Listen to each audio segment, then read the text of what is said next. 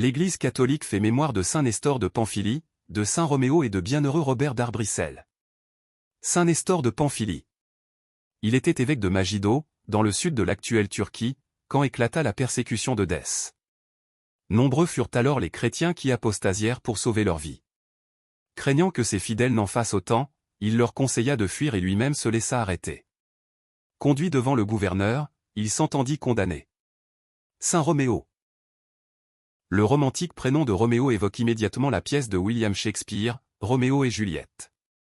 Mais savez-vous que ce nom signifie en latin « pèlerin à Rome » ? On surnomma ainsi le saint que nous fêtons aujourd'hui parce qu'il voulut justement se faire pèlerin à Rome. À son baptême, saint Roméo avait reçu le nom de Henri. C'était un modeste frère au couvent des Carmes à Limoges, au XIVe siècle.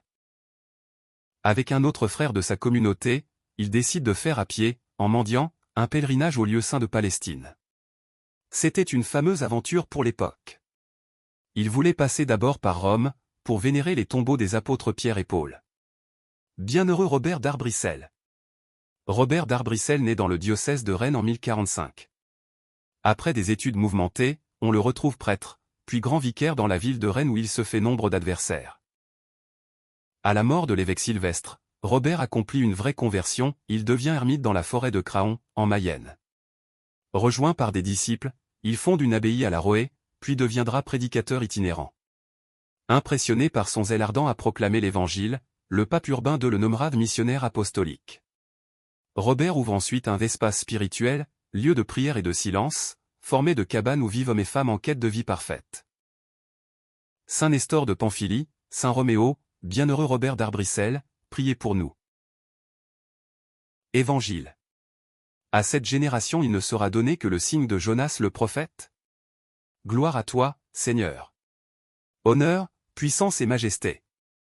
Maintenant, dit le Seigneur. Revenez à moi de tout votre cœur. Car je suis tendre et miséricordieux. Gloire à toi, Seigneur. Honneur, puissance et majesté. Évangile de Jésus-Christ selon saint Luc.